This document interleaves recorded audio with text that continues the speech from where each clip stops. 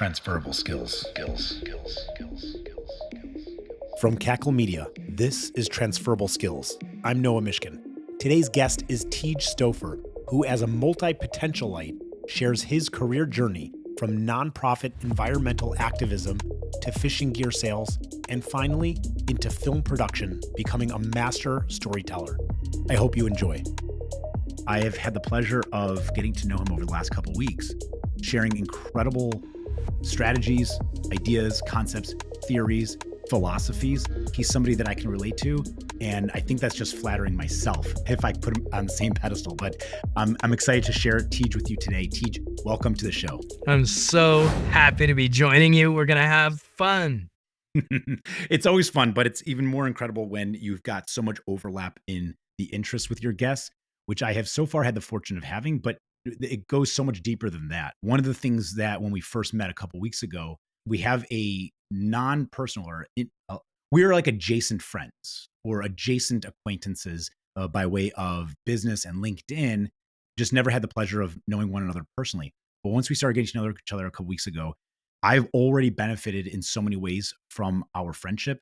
And one of those ways, which I think we'll probably get to at some point in this conversation today, was about your deep conceptual, philosophical, and analytical skills, your ability to look at something, unpack it, and provide critical analysis and feedback, which I asked you for.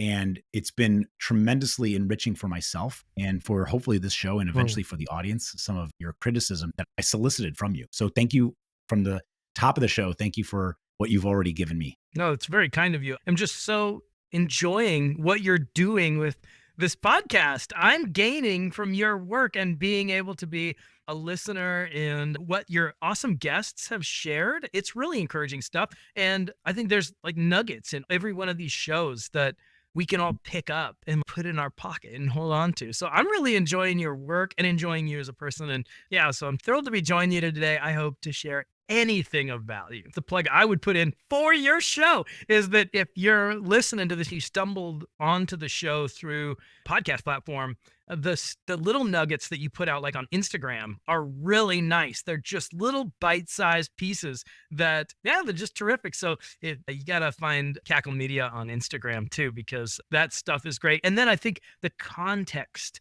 in which you share it on LinkedIn too is really, I think it's got a lot of traction already. So I'm excited about it, Noah. Thank you. You worked at a company called CatchCo. Tell us about that. So CatchCo started as Mystery Tackle Box, the original subscription service of fishing. I met the founder, Ross Gordon, at ICAST. The Bassmaster Classic is the Super Bowl of fishing. We would go on to be involved with that together. But the ICAST is like the fishing industry trade show. And we were introduced to one another there. I was running a nonprofit in the fishing world, and he was starting Mystery Tackle Box. And I wanted to put educational content for anglers in those boxes. But I went on to work with CatchCo as my client. I was at a marketing agency, and CatchCo became my client. And then I transitioned out of that agency and began working for CatchCo as a contractor. And then I had the great fortune of being hired into CatchCo. And by that time, I had become a super fan of the company. So it was like my dream job. Tell me about your nonprofit. Yeah, I've just had one of these careers that I've done so many things. I've started a couple of nonprofits, but that nonprofit was called Recycled Fish. It has since been absorbed by a bigger nonprofit. It was like educating anglers and helping anglers think about themselves less as consumers of a resource and more of stewards of a resource. So it was an educational nonprofit. We had a whole bunch of programs and eventually grew it to have members in all 50 states and 40 countries. And so it was an educational nonprofit in the outdoor space. And so it got me really immersed broadly in the outdoor space too, because you're a nonprofit, you work with everybody. How do you market yourselves, or how do you approach such a broad audience when they are all there for different reasons around a unified theme? Here's what I found out. It's hard, and you have to be resourced in such a large way to do it effectively, that where Recycled Fish ultimately found its place was in a niche within fishing, which was the ice fishing niche. So we became the de facto cause of the sport of ice fishing. And so much so that there's this thing called Ice Team. It's a group of anglers that popularize the sport of ice fishing and were very effective in growing and popularizing ice fishing. We became the cause of ice fishing in the way that, if you're familiar with angling, Trout Unlimited is has historically been the de facto cause of fly fishing. Recycled fish became like the cause of ice fishing because it was just too hard to reach like this massive bass fishing audience, this massive walleye fishing audience, this massive fly fishing audience that was already consumed with nonprofits, right? And so on and so on. And so finding our niche within this broader thing was really the way forward for us. We were never a big enough organization that we had like a huge staff. In some ways, I was chief cook and bottle washer. But I think, and as we talk about this, we'll unpack it, but media marketing communications and being a communicator has always been my bent. And so I was probably like setting the tone and voice and really literally doing a lot of our media and outreach. But a lot of my work involved getting on planes and going to these big events, the Bassmaster Classic or ICAST or whatever, the St. Paul Ice Fishing Expo or IFTD, which is the fly fishing show, all these different places and talking or having a booth or interacting with other people and influencing the influencers. So grass tops. Another thing that happened during that time is I was spending a lot of time in Washington, D.C. The Deepwater Horizon oil spill led to a massive multi-billion-dollar settlement with BP. Right.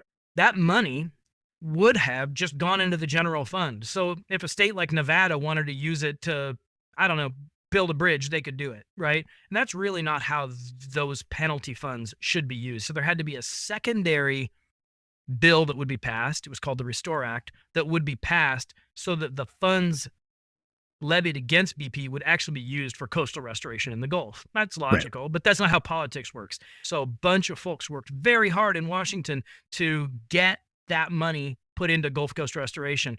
And I was one of those people. So they targeted nonprofit leaders in the conservation space to be involved in lobbying in Washington. So for a period of my career through that, I was a lobbyist in Washington, and that was illuminating. It really changed my perspective on what's going on in politics.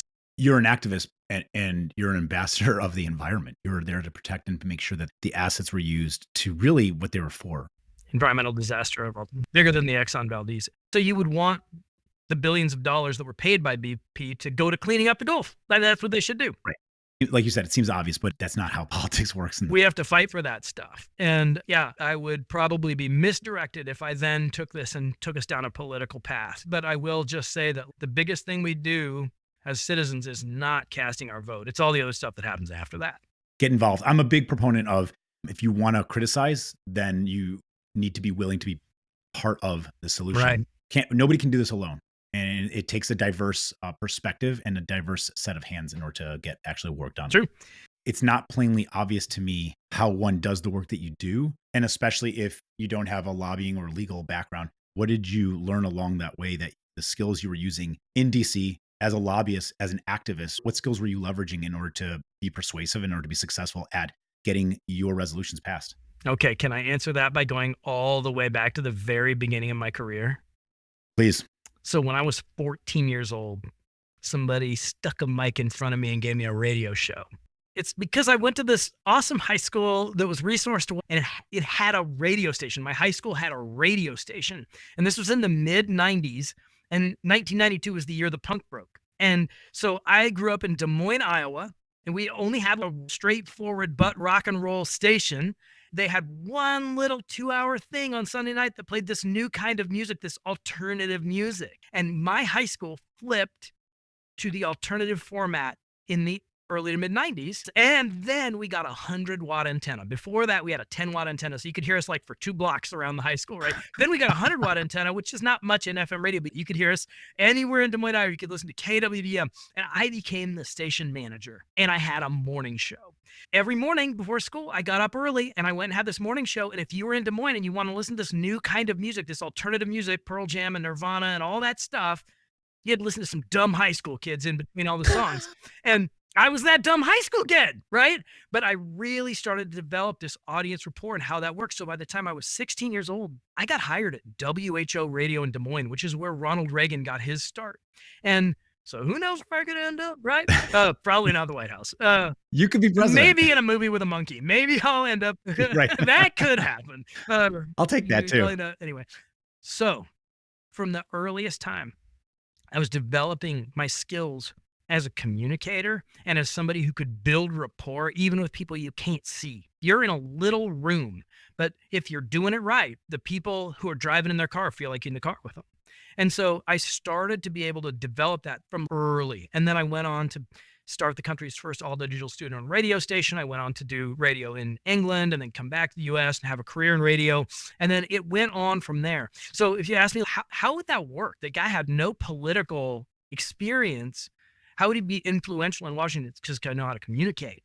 Developing relationship with people quickly and being able to communicate thoughts in an effective way, not always an efficient way, an effective way. Storytelling isn't always efficient.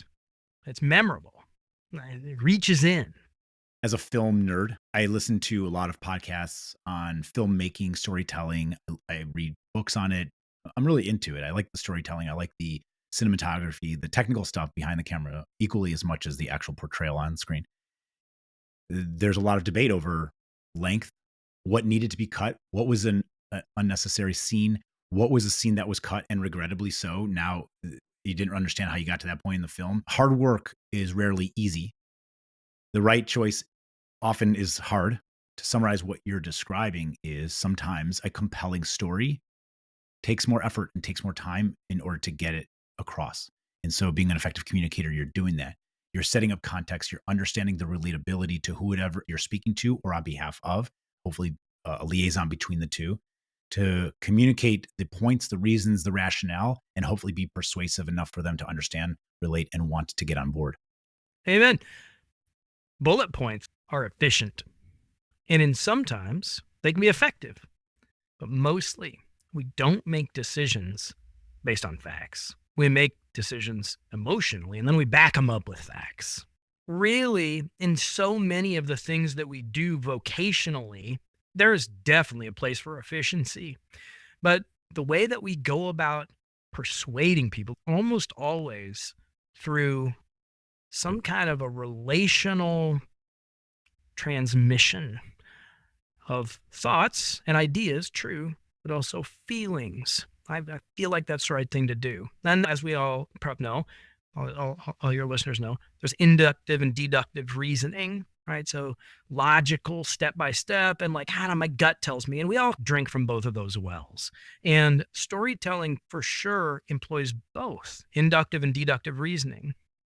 How is it that you went from a guy who was in radio to doing all the other things that you did? Because I've done a ton of things. But the common thread is it was relationships, it was people, it was communication skills. And that opened the door to being able to do so many diverse things. Even within the fishing-oriented nonprofit we were talking about, even within that, I just did a zillion different things. And they all depended upon being a good communicator. And the things that had less dependency on communicating, I was never that good at, and it didn't work out that good. So tell me about the finances. Yeah, see, that's why it didn't work out. You know what I mean? Yeah. So communications has been the vehicle for me in my career. And then in order to succeed, I've always needed to partner with people who had some of those other skills and strengths. Yeah, it's good to have a partner that's going to offset some of your blind spots or deficiencies, diverse skill set, diverse perspective, opinions. All that is, to me, it's one of the most important factors when you're considering starting something. When you talk about emotions versus facts and data, I remember having disagreements about the conversation of how you make decisions in work, in business. And one of the things that has often come up in many businesses is we are data driven. We make decisions based on data. And while I think that's a very important method to follow, I believe that in some cases, you come up with ideas because of your own personal feelings and needs surrounding how you behave or what you want. And then you use data to support that notion, concept, idea, or theory. Data is often mostly going to come from the questions that you have known to ask, the reports or the dashboard that you set up to track very specific things. Unless you are now integrating AI to make assumptions and give you suggestions about the things that you haven't thought of, data is going to come from the stuff that you already have been tracking and asking about. So if you can innovate by way of emotional response to your behavior and what you desire as a consumer in life, and then you find the data that supports that idea organically, naturally, because it makes sense. Now you have the numbers to support it. That, I think, is that perfect balance. Yep. 2 legs to stand on. I have come to believe that being data informed is the right way to make decisions. This is not semantic. Your strengths as an effective communicator, stemming back from your 14-year-old radio days, talks about how to be persuasive, how to be compelling, how to paint a picture and give context in order to deliver a message that you want the others to receive. And when we talk about how to convince a party of the potential success or opportunity that exists, it's data driven. It's here's the model, here's the numbers that support this. We've done the research and we know with as much certainty as we can muster that this is exactly what needs to get done. You have this internal feeling based on maybe not hard data, but soft data, your own experience and your understanding of the consumer needs of the industry, the environment.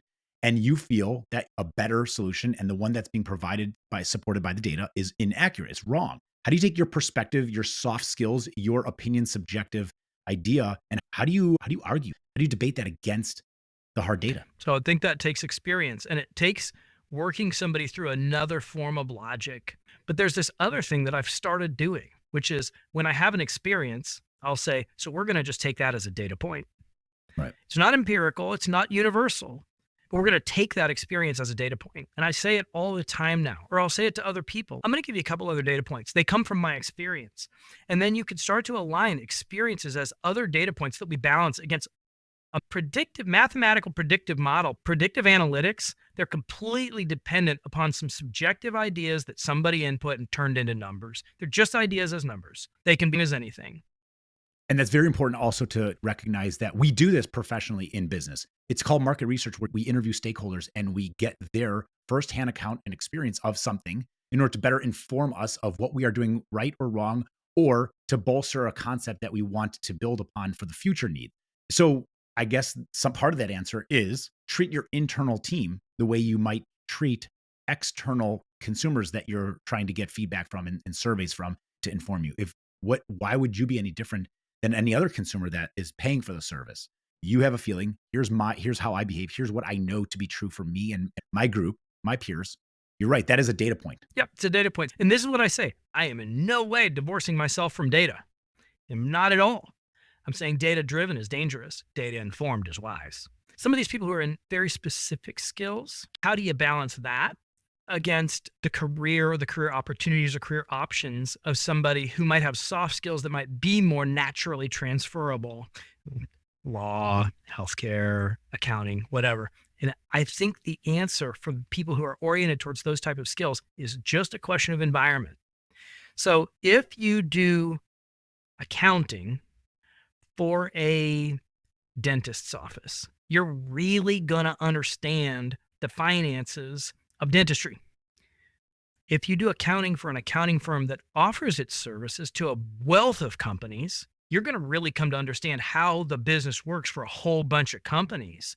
And so that hard skill becomes pretty transferable because you start to understand, oh, I see how it works in dentistry, but I also see how it works in aerospace. I see how it works in public schools. I see how it works in whatever clients you're serving. And so you could take a hard skill into an agency environment. And that's another thing that's been a benefit to me. It happens in media. So when you work in radio, really you're selling the commodity of ears to a whole bunch of businesses. And quickly you start finding yourself working with tons of businesses in a local community, helping them serve their marketing needs or solve their marketing problems. In my case, I became a marketing director for a 5-station radio group. So there's a whole bunch of different demographics of people and the businesses that want to reach those demographics of people. So you start to work with a whole bunch of different kinds of businesses. Then I had a portion of my career working in agency environments. You're really getting to know different kinds of companies. So although I was using marketing skills, I was employing them in lots of different kinds of companies and getting to know how different companies operate. So I think it becomes a question not of skill, but environment. If you're working for one company in one vertical, it can be limiting. If you're working in Yeah. an agency environment or some environment where you work across a spectrum, it really opens up the book. We spoke a couple weeks ago. You dropped this word on me, this concept, and it's been rattling around in my brain. Can you speak a little bit about how you self-describe as a multi-potentialite? Yeah, somebody else introduced me to the term, so I don't get to take credit for it. I didn't make up the word, but is I'd have trouble backing this up with data, but I think it's on the rise. I think there was a time that everybody got the gold watch. Dad worked for the factory for 30 years or whatever, and you just what you did. This is my vocation, it's my personality, it's what I do. And now we have a lot more mobility in our careers, which is why, Noah, I think podcasts like yours is so valuable. Because as we want to have more mobility in our careers, being a understanding what multi-potentialite skills transfer and how to build transferable skills is extremely valuable. For me, it has been because I identify myself as a multi-potentialite. I've just done a lot of things. I was a radio guy. I worked for the Department of Homeland Security. I founded a couple of nonprofits. I've started a number of businesses. Most recently, I was an enterprise level fishing lure salesman. I was selling fishing lures to Walmart and Dick's Sporting Goods and Academy and Shields and Kohl's, right? obviously. And so I'm selling fishing lures, right? And there's a big gulf between selling fishing lures and working for the Department of Homeland Security. Is there though? It's From about protecting the communication. sanctity of life, giving people the freedom and liberties that they so deserve. For me, it was always about people, relationships, and communication. Those things just carried me through all these different things. It happens that I have a lot of interests. I love fishing and the outdoors. I worked for some of that career. I was in agency leadership in experiential marketing agencies, boutique agencies, and full service marketing and PR agencies. So you're working with all kinds of companies, but I really love animals. Back when I was a kid and we had the radio station thing, I also worked at a vet clinic. My mom was a dog groomer. I've always loved animals. So I got to serve clients through an agency. We did a lot of pet work. I also love agriculture. My wife grew up on a farm and all that stuff. Got to serve ag companies and stuff like that. Gotten to work in all these different verticals. And that is the juice for me. Doing the same thing day after day just isn't, it's not me. And having this ability through my career to do different things as opportunities present themselves has been a lot of fun. One of the things that comes to mind a lot when I hear you talking about a lot of diverse interests, you want to do a lot of things, you're interested in a lot of things, and you have done a lot of things. Tell me what it's like to interview for jobs, to want to do a job that feels like it's a box. It's okay, people fit in this box. This is who we're looking for exactly. But somebody with a diverse background that isn't on a traditional path towards that role or that job that they seek. They're interviewing for it. What is the response to a hiring manager who is talking to you and saying, tell me what kind of skills and background you have that fits our needs? I'm not, I think it'd be helpful at all. No, that's exactly why I'm asking you, because I don't interview for jobs. I've never interviewed for a job. Yeah. Hardly ever interviewed for a job. They just find me, or I've started companies, right? So I barely have ever interviewed for a job. That's a blessing. Like, you know, who would be good at this thing? Teeg. He'd be good at this. And having kind of a gregarious, outgoing personality and loving people and wanting to be with people. And that has been useful to me because I've developed relationships. And then people like just see your work and your work becomes your resume. And they're like, who did that? Oh, that was Teeg's thing. Oh, I wish he would do that for us. And passion is contagious. People sense it, they feel it, and they want to be around. Yeah. Most people who I would talk to, I wouldn't intro myself first as a multi-potentialite, only if I was talking about the diversity of experiences I've had in my career. Mostly, I would say I'm a storyteller. So when you come into that interview, be ready to tell a story. And I don't mean lie. It's not improv. You don't need to wing it. I don't mean lie. I just mean I would never come in framing it as, hey, I don't really match what you're looking for. I just think I'd be good at it. I'd be like, now, I see that you're looking for this and this. Here are the ways that I'm that. Yeah. And you're framing it in such a way so as to tell the story in a persuasive way that's also true, honest, and accurate. I'm not telling anybody to lie. Right. If you're a fit, you're a fit. If you're not. But this is the trouble with reducing everything to data. People can't listen, hiring managers. You're missing out on some phenomenal candidates who would do meaningful stuff when you let AI or the very binary, confining, constricting limitations of some bullet-pointed hard skills that were described by the hiring manager who was put up to this by HR. Hey, we really need you to have a rubric here, and that rubric really needs to define these 6 skills you need this person to have, and then it becomes this very rigorous binary thing, and you're going to pass over some phenomenal people. So I think it's critical for hiring managers to come into it saying, what's the soul of the person I need in this seat? I'm hiring this person and this personality, and I need them to have certain skills. One of the things I'm seeing that I like, there's the job description, then there's the required experience, and then there's the category of the preferred or pluses that make you a stronger candidate. When you look at some of the requirements, let's just say it is somebody in sales ops or integration on IT team. They're looking for somebody to oversee a bunch of different sales components. And they say, we want somebody with background in implementing CRM campaigns. You're probably turning away some very viable candidates who are very tech savvy, solutions oriented, problem solvers. Maybe they don't have experience specifically with CRM software. When I'm looking at job descriptions, I'm seeing too much specificity that are required as opposed to who are you? What type of person are you? And what kind of capacity and skills do you have to be able to be successful in this role? As a hiring manager, there has been times that I need somebody who's plug and play. I Sure. need them to know how to do this thing. I need them to have done this thing before. I just need them to know how to do everything. If I'm hiring a welder, by God, they better be able to weld. And so there's a place for it, for sure. Outside those very hard skills, I'm hiring a nurse. You need to have a nursing degree. Like outside these very hard skills, we mostly are in an incredibly, and have been for some time, an incredibly dynamic business environment where everything's changing so fast, where I think that really adaptability becomes the core skill. Are you adaptable? Are you going to be able to learn what the thing is? Because the thing's going to be different 6 months or a year from now in so many parts of our business environment, our broader business ecosystem, in this information, media, marketing, sales, business world we live in. Can you describe your background in storytelling, effective communication, even lobbying, being persuasive? Can you help plug in those skills and that background into what you were doing at the fishing company? When I came into the fishing company, I was being hired to do something I'd never done. I didn't have the skill. I was being hired to create experiential retail in the fishing space.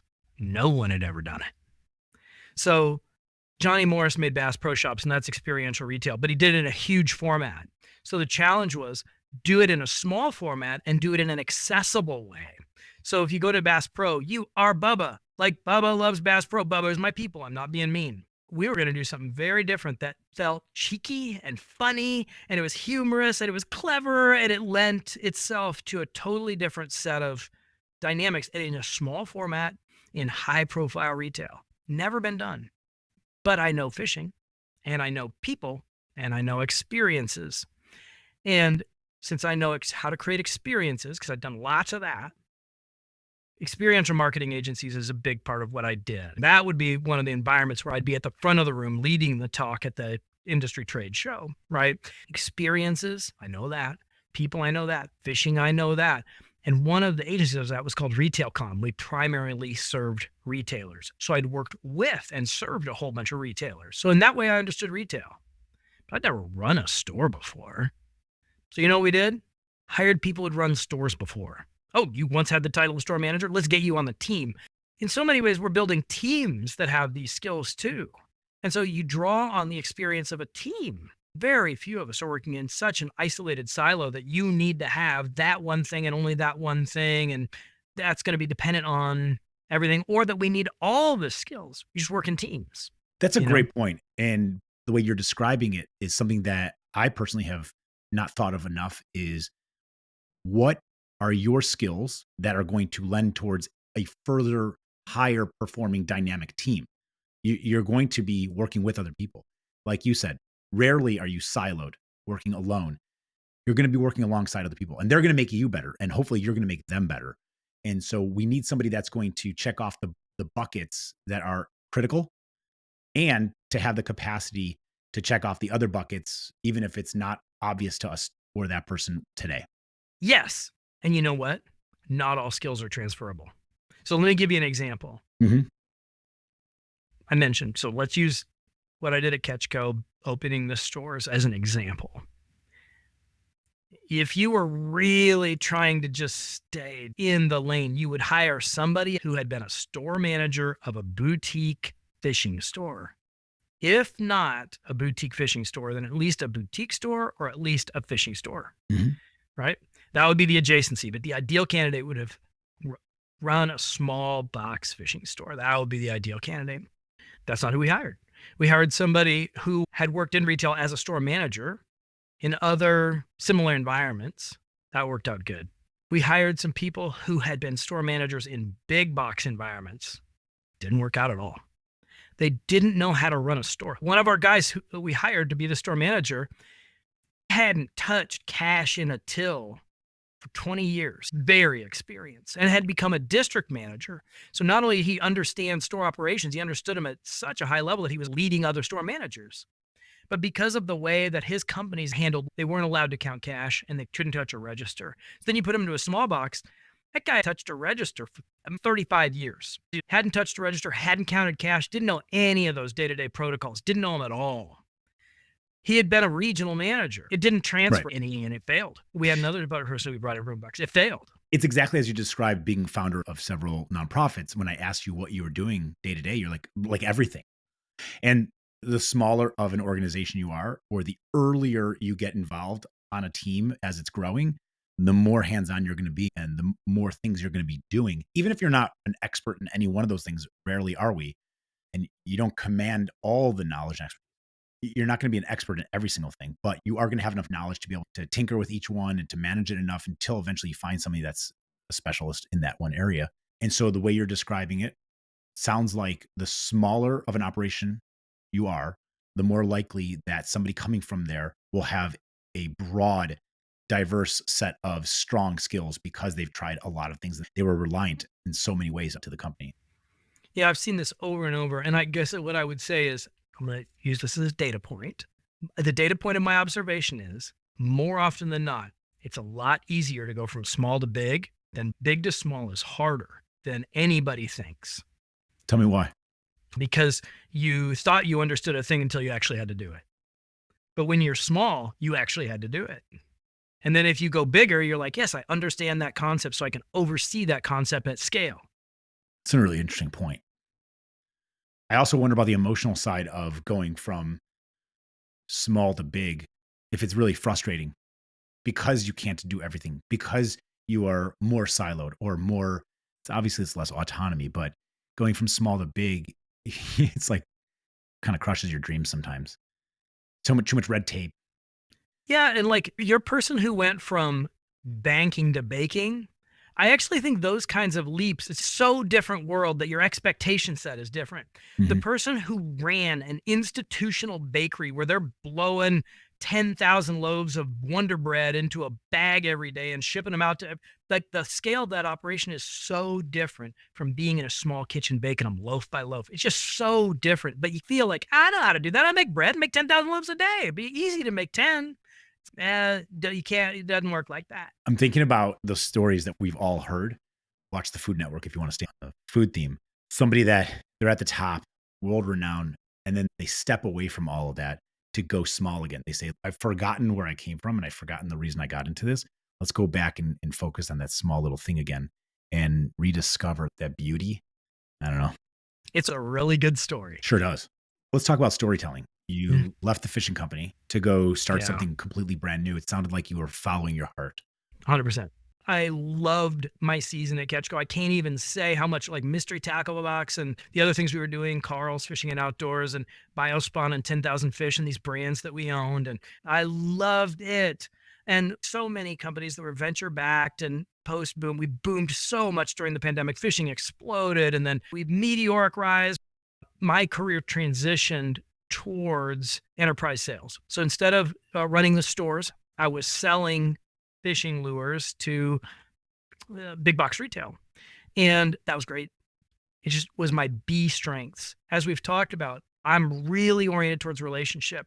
Anybody who's in enterprise sales will be like, yeah, relationship's only a little tiny part of that. Actually, it's a lot of spreadsheets and forecasts and getting your butt kicked by the buyers and all that stuff.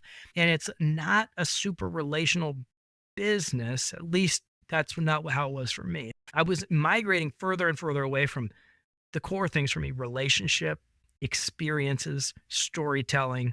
And I wanted to be back in my A strengths. And there's nothing more in your A strengths of relationships, experiences, and storytelling than doing those things. So I started a film company to do heritage and legacy film production, which is like documentaries about people and places. So then you're literally putting all your time into being with people, having experiences with them, and filming it, and then crafting all that content that you've shot into a cohesive, beautiful, dramatic, compelling story. It's everything. It's being engrossed in people and being a listener of their story and then helping tell their story in a way they might not even be able to on their own because most people aren't professional storytellers. How do you help people tell their story in more compelling ways? What are the cues that you give them? You ask questions. And Noah, do you want to know what my very best question is? It's silence. I like to ask a few questions, and it's hard to do in a podcast environment. But if you're with somebody at their kitchen table, they've got their photo album open in front of them, you ask them a few questions, and then when they stop talking, you don't. Just sit there. And you know what? Then they start talking. And that's really effective. Some of it is you just put people into environments like, hey, let's go up to the coffee shop. Hey, let's go jump in your tractor. Let's go to the Make park. them comfortable. Let them forget that there's a camera present. 100%. I read a book a while back called Never Split the Difference by Chris Voss, who's a FBI hostage negotiator. Interesting book, provocative, is a little bit of an eccentric, but a lot of interesting principles that I was able to take away from there. One of those things that he said exactly as you just described is silence and how it evokes a sense of discomfort when you're, especially in a tense situation where you're in a conversation and somebody thinks that it's their turn to talk if nobody is, because they can't handle sitting there in the silence. And it's a way to get people to keep talking. Yeah, and they'll answer the question you were too uncomfortable to ask anyway. And so it's really effective. I think environment too is really helpful because you know how it is. You're going through your day and you just see something, it reminds you of something. Oh, hey, you know what about that? But if you wouldn't have been triggered by that thing, by seeing that thing or having that experience or smelling that smell or whatever, you wouldn't have triggered the memory. So change of environment is like really good. It's visually interesting. I think that the thing about curating a story is that we're all at varying levels of the humility to egotistical scale. And then we fluctuate on it. And so in helping craft a story, you can draw out the thing that a person just wouldn't feel comfortable bringing up on their own. And you can like mine for gold in their life because behind every door is a fascinating story. Can you give me some examples of some of the storytelling that you're doing with your new company? Dude, this is crazy. I'm doing one on this town, Estherville, Iowa. It's a little town in Northwest Iowa, 6,500 people. And it's like the story arc is like, well, how was our town founded? By this tough as nails lady, Esther Ridley, the matriarch of Estherville, Iowa, right? This tough lady who has a railroad coming through and her husband like decide we're putting our stake down on this rail line and whatever. That's how it is. What has the town been through in recent memory? They lost their big industry and then they survived having lost a big industry. People like literally just left their homes like peanut butter and jelly sandwich sitting on the table, walked away, right? Then there become another little micro industry of cleaning up these houses to resell them. And some of them, there's nobody to buy them, right? And they survived now where they are today and they're on the upswing. It's great. So anyway, listen to this. Actually, I want to tell you two things. Here's the first one. Like in the 1920s, cars showed up. We started having cars. And before that, everybody rode a horse. The horses lived like 30 years. What happened to all those horses? Like cars did not phase in over 30 years. They came on in 10 years. We went from not having cars to like everybody had a car for sure in a 20-year span. And look around downtown, all the like urban cores of all these cities you live in, everybody, those houses are way too close together to have a barn with a horse. They had like stables where you'd keep your horse, right? And a lot of people walked and whatever. But there's just like places in like towns where there was a whole bunch of horses. What happened to all those horses? They lived 30 years. You know what happened? We ate them. Yeah. We ate them. I was afraid it was going there. That's what happened to all the horses. And guess where they processed them? Esterville, Iowa. They had a business that was called a horse kill. And so they have this museum, this historical society, and there's these little wax boxes. Remember like when you were in elementary school and they had the little wax thing you drank milk out of? That, but it Yeah. was horse meat. And on the side, it was like 1930s, 1920s, 1930s marketing for they've been eating horse in Europe for years. And like the other side was like how to prepare horse because like we just had an abundance of horse meat. And then it phased out of favor because nobody was interested in raising horses for meat production. We just had to work through all these horses for a while. That is lost to history. I didn't know that. But anyway, in Esterville, Iowa, they processed them. And then guess what? They ended up with a big meat packing industry there. They ended up with a meat packing industry because they were willing to take on this thing of a horse kill. Wow. Because they had transferable skills. It transferred to pigs and cows. That's right. That is ridiculous. Wow. What a weird problem. I know. So see, that's what I mean. Like you start digging into these things, there's really fascinating stories, right? And stuff you just didn't know. And we just love to learn, right? It's fun to learn that stuff and be like, no way, I guess that's how it would have been for my great grandmother. She was probably eating horse. Like she wouldn't even think about it. And we don't talk about it. It's wild. There's so many things. Downtown used to burn down all the time. Like that used to happen. There's fires all the time. When was the last time you saw a fire in town? Like it just doesn't happen. Like it was part of their life all the time. So when we talk about like, man, the world is ending, it's all so bad. And so how will I get past this terrible thing? It's like, listen, they got through all kinds of terrible things for a long time. So the other thing I want to tell you is I went into their historical society, flip open the newspaper thing. I opened the oldest newspaper they had. It's over 100 years old. The paper's so brittle, I even hate to admit this. I picked up the page and I tore it. And I felt really bad about it. You know what was on the front page of the newspaper? The same stuff that's on the front page of our newspaper, only a little worse. Like, is that supposed to make us feel better or worse? it's like the sky's not falling. Tomorrow's not the worst day ever. Like, we don't need to be consumed by doom and gloom. But yeah, we apparently still over and over, history repeats itself. It does.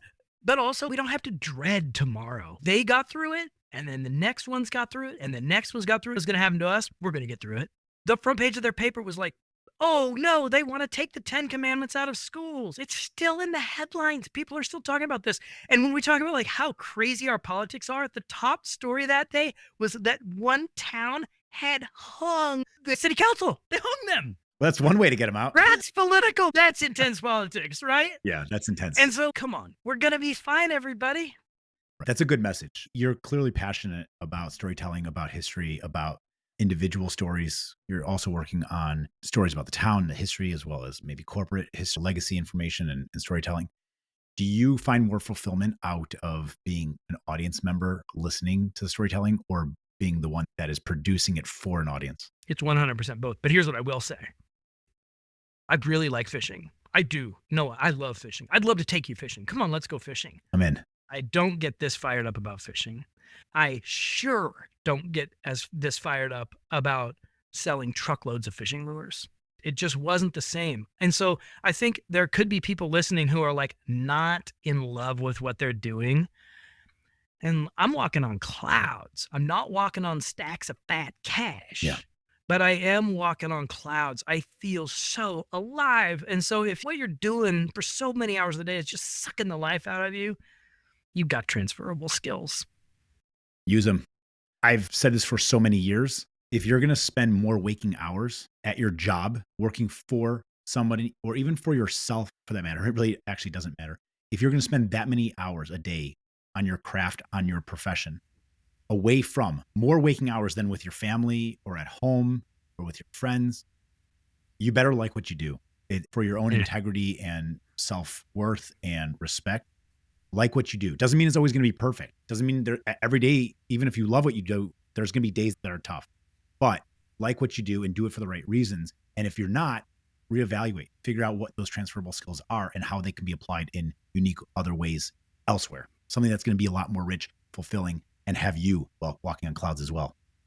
Yeah. Amen. Preach. Teeg, this was super fantastic. I appreciate you taking the time to be here today, sharing your background, your experiences, your advice, your sage wisdom, philosophies, approach to everything.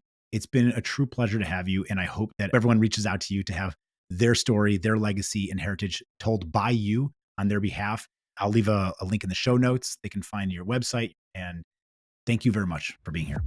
Thanks for having me. I had so much fun. Yeah, me too. Teeg covered a bunch of material, including the power of communication, practicing active listening skills, leveraging storytelling skills, crafting narratives, making data-informed decisions, adapting to new environments, and so many others. If you want to read an expanded outline from this episode, visit cacklemedia.com. You can also find the articles that we publish after each episode on LinkedIn on the Cackle Media site. So check those out for more information. I want to thank LinkedIn for recommending Teeg as today's guest. LinkedIn, you say? Yeah, exactly, LinkedIn. I wasn't personally connected to Teeg, but we did share a bunch of connections over LinkedIn. And I saw some of his posts that he had shared upon leaving his former company to go start this new film production company. And I was really moved, intrigued, inspired by some of the things that he had written and shared. So kudos to the algorithm for feeding it to me, which led ultimately to this one right here that you are experiencing. So thank you to LinkedIn for recommending Teeg as today's guest. And I also want to thank you, our listeners, for joining us on this episode of Transferable Skills. Remember, if you found value in today's episode, please subscribe to the podcast, leave a review, etc., etc. Transferable Skills is produced by Cackle Media and music by Cosmonkey. Thank you for listening. And remember, the skills you've gained can take you anywhere. Until next time, keep exploring those transferable skills.